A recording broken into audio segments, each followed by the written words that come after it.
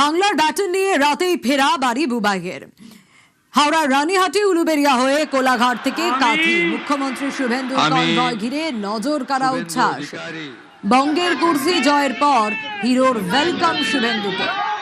হাওড়ার রানীহাটিতে ফুলমালায় শুভেন্দুকে স্বাগত। নয়া মুখ্যমন্ত্রীকে সাদর অভ্যর্থনা বিজেপি কর্মীদের। উলুবেড়িয়ার মনসাতলাতেও শুভেন্দুকে স্বাগত। কথা কম কাজ বেশির বার্তা দিয়েই কোলাঘাট রওনা। জেলার ছেলে মুখ্যমন্ত্রী উচ্ছ্বাস পূর্ব মেদিনীপুরে। কোলাঘাট থেকে কাঁথি শুভেন্দুর কনভয় ঘিরে উচ্ছ্বাস। মুখ্যমন্ত্রী শুভেন্দুকে স্বাগত জানাতে মোড়ে মোড়ে ভিড়। জাতীয় সড়কের দুই ধারে বিজেপি কর্মী সমর্থকদের ভিড়। ফুলের তোড়ায় মুখ্যমন্ত্রীকে অভ্যর্থনা।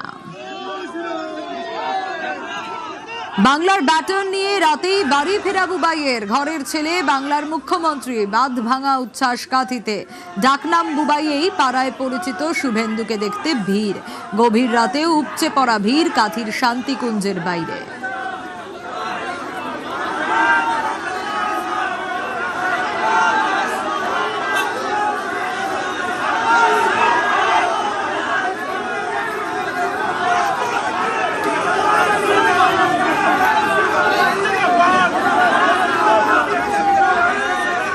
বাংলার মুখ্যমন্ত্রী অধিকারী বাড়ির ছেলে, মেজ ছেলে মুখ্যমন্ত্রী। মুখ্যমন্ত্রী হয়ে ছেলের বাড়ি ফেরা।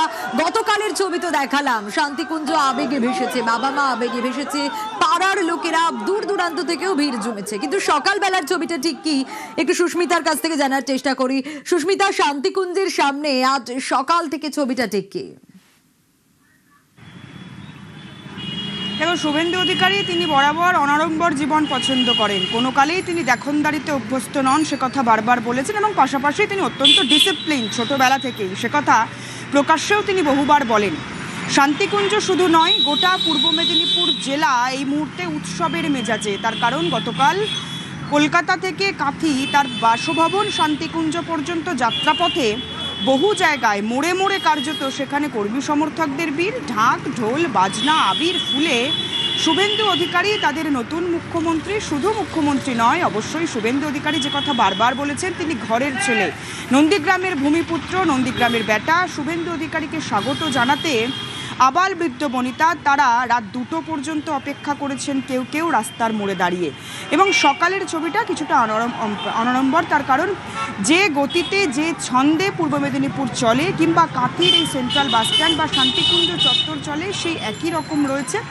যদিও শুভেন্দু অধিকারী মুখ্যমন্ত্রী হওয়ার পর বা মুখ্যমন্ত্রী হওয়ার আগেও গত 5 বছরের যাত্রাপথ যদি দেখা যায়, কলকাতা, নন্দীগ্রাম, গোটা পশ্চিমবঙ্গ তিনি চষে বেরিয়েছেন। বিভিন্ন জায়গায় প্রতিবাদ আন্দোলনে তিনি মুখরিত করেছেন। তার পাশাপাশি রাতে নন্দীগ্রাম ফিরবেনই, এটাও কোথাও গিয়ে আবশ্যক ছিল।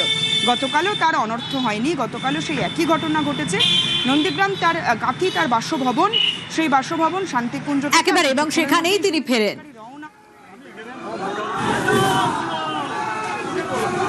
কি পড়লো বে?